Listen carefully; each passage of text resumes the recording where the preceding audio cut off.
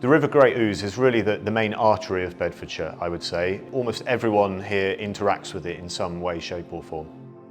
We're a family with generations of great memories of the River Great Ouse, and it's sad now that those memories are becoming a little tinged by negative experiences. I'm aware of at least one Wells family member who's become quite ill following a leisurely swim in the River Great Ouse, and that's not okay, that shouldn't be happening.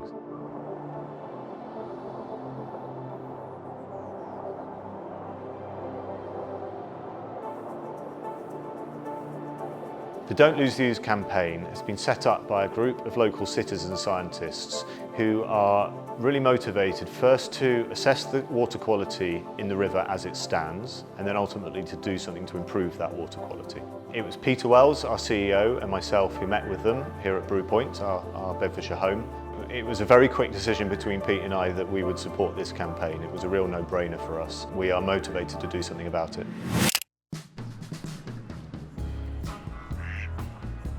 So we have 4 groups, each group does 3 sites. We've carried out a series of tests today which we carry out every month. The first one is that we collect 2 samples of water from the river, sterile bottles and send off to a lab for E. coli testing. The second set of tests are nitrates, phosphates and turbidity. The nitrate levels are horrendous. And then we've also carried out another series of tests using a digital pen which give a set of variables which can give indications of pollution such as pH, water temperature, amount of solids in the water. The water's warm. Yeah. I think it's important for people to have evidence, to have proof of what's happening in the rivers. People know that there's an issue, but without that scientific empirical data, there's no way of proving how bad things are. For my generation, it means nothing, because we're not going to solve this in 20 years. I'm looking at my children and my grandchildren and so on. For me, it's a public health issue. So yes, it's an environment issue, yes, it's biodiversity, and yes, everything goes together. But for me, it's public health. Water authorities are really not taking a great deal of notice of us. And really the hope is that if we keep pushing it and other organisations join us and do the similar sort of thing, that we will be able to perhaps at some stage tell the government it's time to really do something about it.